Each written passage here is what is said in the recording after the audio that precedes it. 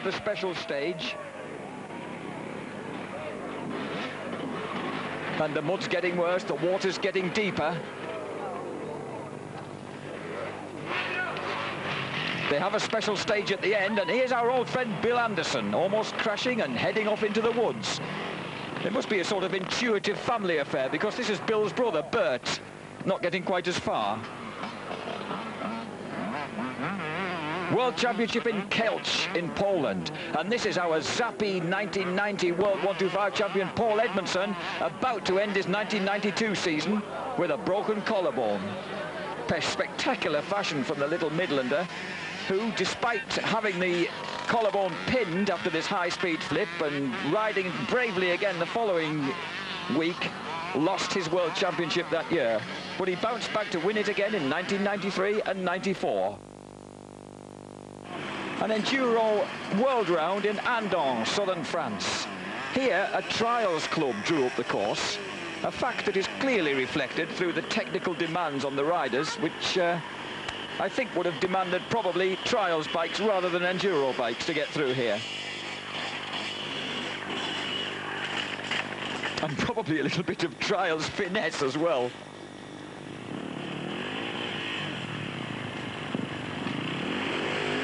This is Otakar Kochba, at the time world champion in the 350 class, proving that if you haven't got a 10-foot left leg, then it's no good falling over on your left side when the ditch is that deep.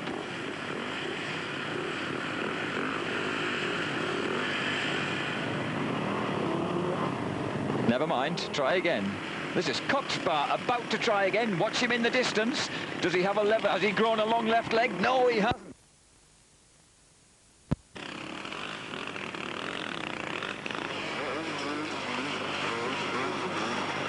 There is a man under there somewhere.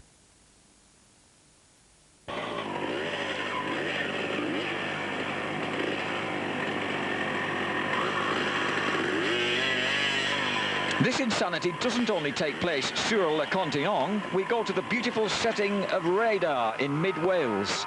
The course for a British Enduro Championship round, extremely slippery with intermittent mud holes the whole way through. British Enduro Championship rounds usually last 2 days, and on many of them, many Enduros are held during the course of any given season in Wales, enjoying the absolute sweetness and joy of deep, bottomless Welsh bogs. These guys showing us a few examples of how not to deal with them. The main thing is to keep the front end light, but that takes a brave man to do it.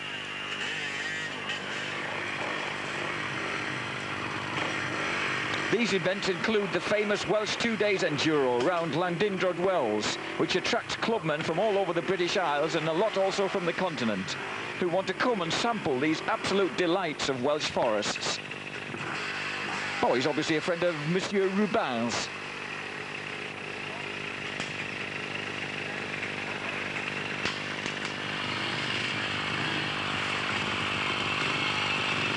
This fella looking a little more friendly towards the long-suffering cameraman.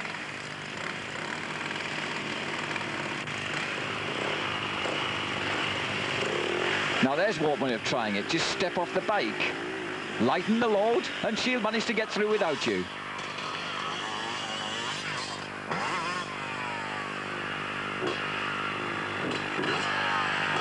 Back again to Kielce in Poland for another look at the venue where Britain's world champ Paul Edmondson crashed so spectacularly back in 1992. It's a little wetter now. Perhaps little Ed wouldn't have had quite such a major crash as he did before. The problem with water like this is how do you find the line that'll work? This is Giorgio Grasso. He has a lot of experience over the younger Enduro generation. Notice the way that Giorgio steps off it, lifts up that front wheel and manages to find a way through. This is the other way of trying it.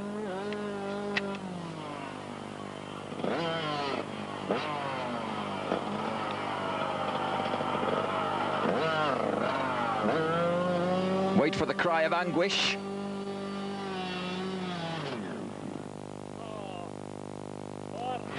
Yes, that poor man knows that unless your waterproofing is truly exceptional, once your engine stops in water this deep, it's liable to stay stopped. Remember, people are doing this mainly for pleasure. There's our friend number 43, still stopped. Here's a Kawasaki being emptied out.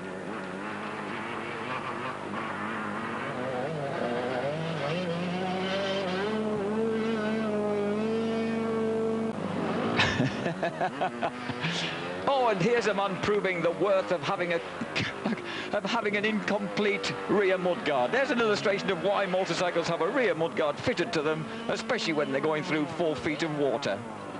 And here's an illustration of why they have a gearbox. This poor fella is opening the throttle wide, but he's not actually in gear, so the rear wheel isn't turning around at all. The bike simply, gently sinks. I have a friend called Tony Moranka. He used to do this for fun in Welsh Enduros, week in, week out. He worked at a very successful advertising agency in London, and as Tony puts it, they used to wonder why he used to go back in on a Monday morning and was actually incapable of walking properly till about Wednesday. And they'd say, are you really trying to tell us that you enjoy what you do and what you go off and play at weekends?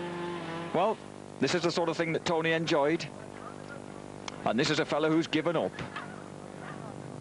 He'll be back into work tomorrow morning, telling them he didn't have a very good weekend.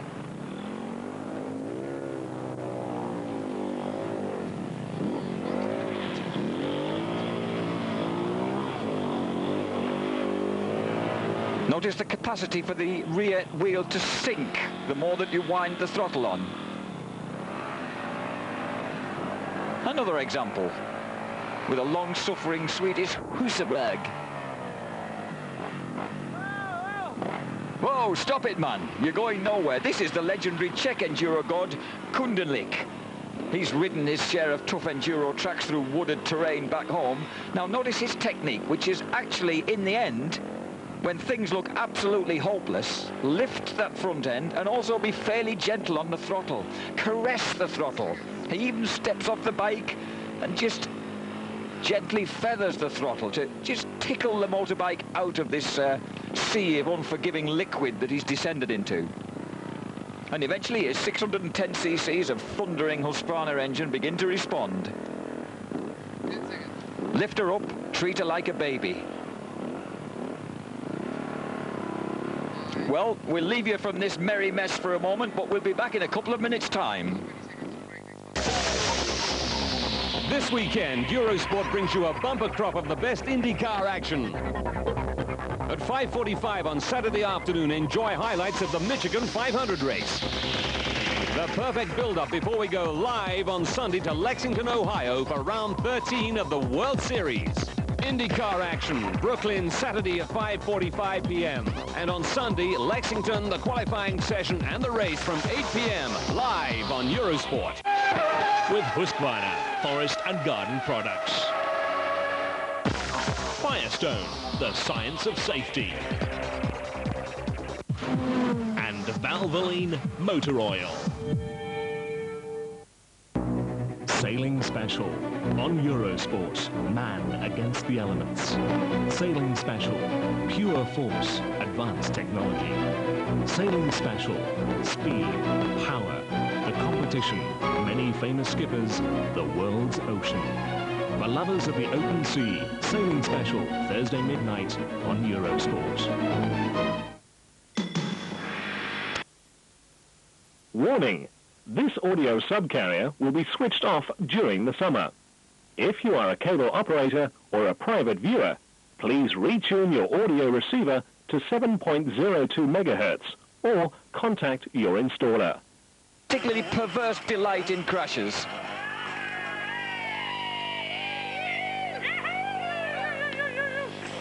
You know it makes sense.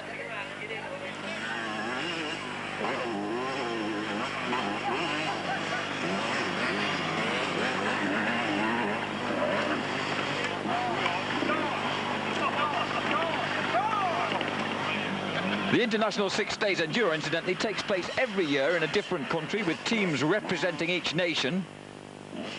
Dust clears and, oh dear, he's still there. On a fast section of a special stage, the Italians, who, believe it or not, are hardly qualified in this type of riding, end up having the hardest time.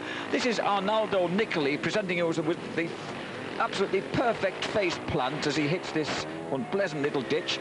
Notice the charming way in which the handlebars fit perfectly into his hips and fling him over the front of the bike. This is Giovanni Sali. Well, that was a brave attempt. Ride hard, fall hard. He doesn't let go of the throttle. The engine stays running, and Sala, a world champion, is up and gone. Take a look at it again in slow motion. Whoop, here comes the ditch. Let's try and get over it. Ooh, but don't let go of that throttle. That right hand stays pinned.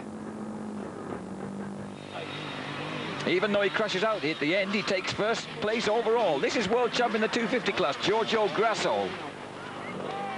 And another old hand. Don't let go of that throttle. He too keeps his hand on the throttle grip. Force of habit keeps the engine from stalling. A typical reaction among the top riders. Grasso again in slow motion on the Kawasaki. What's remarkable is the speed with which these guys recover and head off again. Now we take a look at the Gilles Lallet Classic, a brutal enduro test near Limoges, one of the toughest of its kind in the world. Only an elite few ever see the checkered flag, and if it weren't for the thousands of enthusiastic French spectators who are more than happy to help a rider out, there would likely have been more than a few years where nobody finished at all.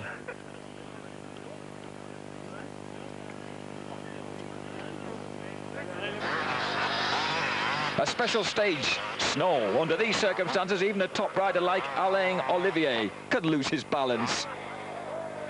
Very prettily. This event is held in memory of the popular French enduro star Gilles Lallet, who died in the Paris to Dakar rally a few years back. In 1995, it ruined Paul Edmondson's season when he broke his fingers, but he bounced back to lead the 250 World Enduro Championship as we speak this year.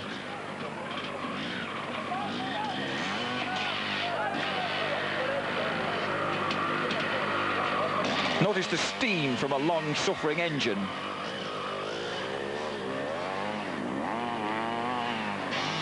And here we have a great display of feet pinned to the foot pegs, weight over the back wheel. A really superlative display of motorcycling skill with a particularly cruel slow-motion engine. Deserved better. Oh, a deeper ditch than we thought there. We move to the Baltic Cup in Germany. At Kaltenkirchen, a popular sand race held north of Hamburg. A motocross test at the end of the day. Danger looms as a course marshal waves his yellow flag over the clear side of the course after a crash by a Swedish rider. We see it again in slow motion. Olsen, the Swede, crashes out. Hesitant reaction on the part of the official standing on the right. He's not going to risk his skin by running onto the track. He'll just hold up his yellow flag across the clear side of the track. Two riders squeeze past, but the luckless Finnish rider doesn't. Over he comes, down he goes, and over he goes. 265 pounds of motorcycle right in the kidneys, and next thing he knows, the poor bloke's on his way to hospital. And here's the World Enduro Championship in Switzerland. This is Lubomir Wojtkowka taking a truly spectacular fall. Over a tabletop, he begins to realise he's done it wrong. He's fallen a bit short. The rear suspension rebounds, and that's a really spectacular loop over the handlebars for Lubomir. He certainly named the right name. Here we have Bill Anderson again. All 220 pounds of him, knocking himself unconscious over the same jump. Bill gets this well wrong, lands short. Again, watch the suspension. 12 inches of it. Soak up the bump, rebound, and fling the poor man over the front.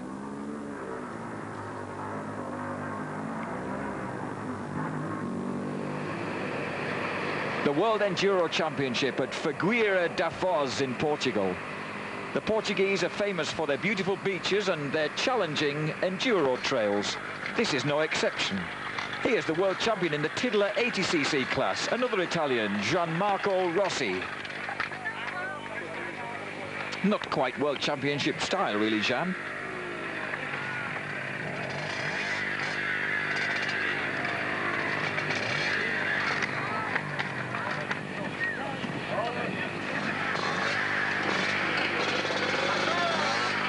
Could it be that these rocks would demand a little bit more than 80 cc's for a comfortable crossing? Well, that was rather nicely done. Wrestle my bike into this hole. Here's a Spanish gas showing quite good form at this moment in time. Well, he had the speed, but not quite the bravery. And now we go to the Tunisian rally back in 1993 to see the tremendous style of former world motocross champion Heinz Kinnegadner on his KTM.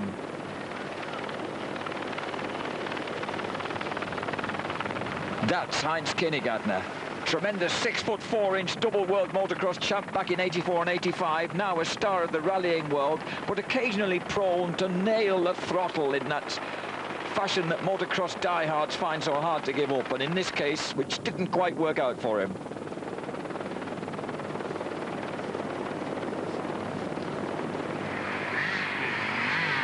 From Kinney, we move on to an Enduro at Kielce in Poland for a quick check of a special stage going wrong.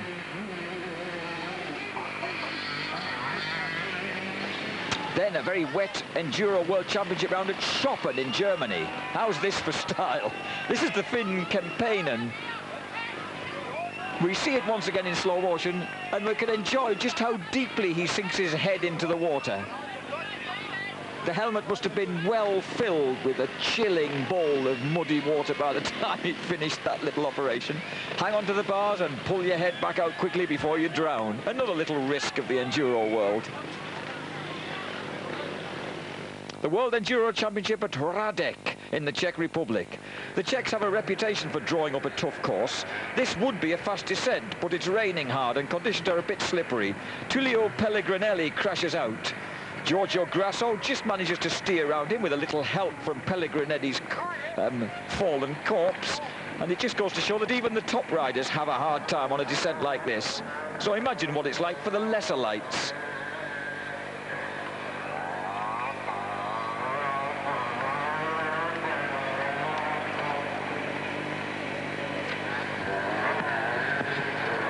Again, the trees prove us an unbearable attraction.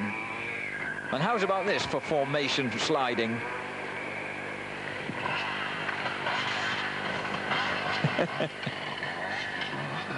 Well, the man disappears, but the bike's still there.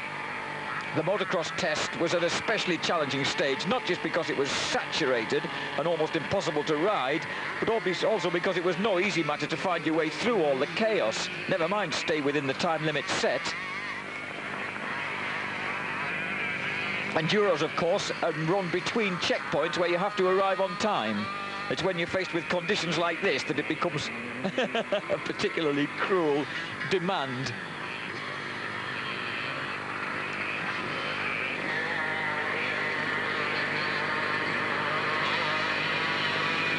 Well, this is Jack Bernicle bidding you a brief farewell from this cheerful chaos.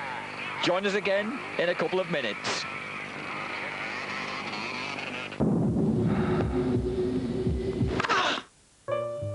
Or a private viewer, please retune your audio receiver to 7.02 megahertz or contact your installer.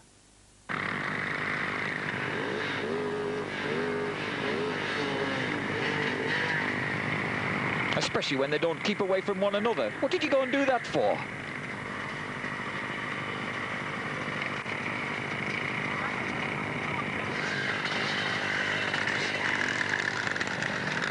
Hare scrambles originated, incidentally, in the deserts of North America, but they've spread to Europe and now flourish in countries all across the continent. This nasty little hill with a very, very short run-up proves to be a bit of a showstopper from these hardy amateurs from Hungary. I just think he'll probably be working behind the counter of his local Barclays Bank tomorrow morning if he survives this.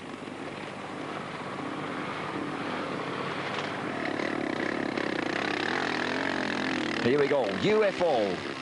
Presumably in this case standing for unidentified falling objects, perhaps.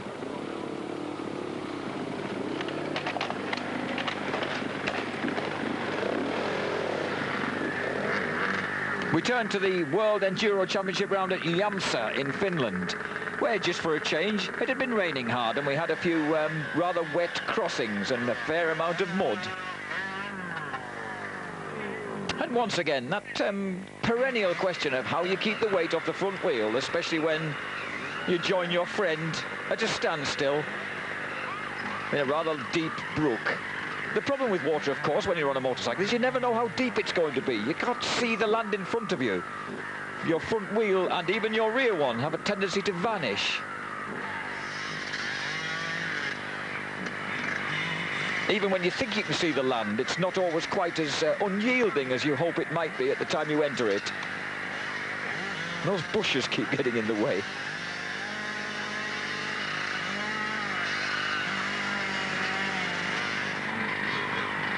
And of course, those trees. We're going to a test field in Hungary, at Göring. The rider on the left side demonstrates what can happen when your side stand falls down. Same effect as an ejector seat, really. In slow motion, notice the prop stand just beginning to drop. Ready to flick the bike off to the left-hand side.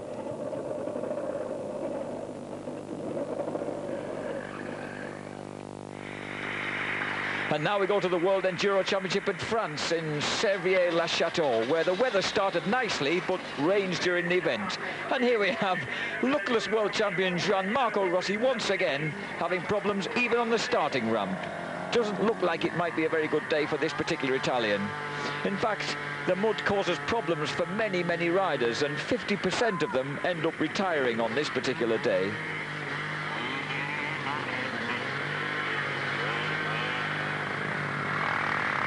When the ruts get that deep, it's almost worse than water. Might as well just go back and try again.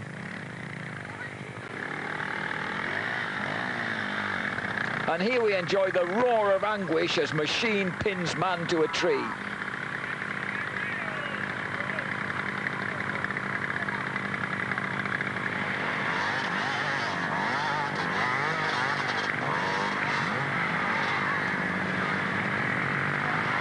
At the end of an arduous day, we see Gianmarco Rossi again. He thinks he should have stayed in bed today, perhaps, but there again, it's sheer bloody-minded determination that makes world champions, even on 80cc motorbike.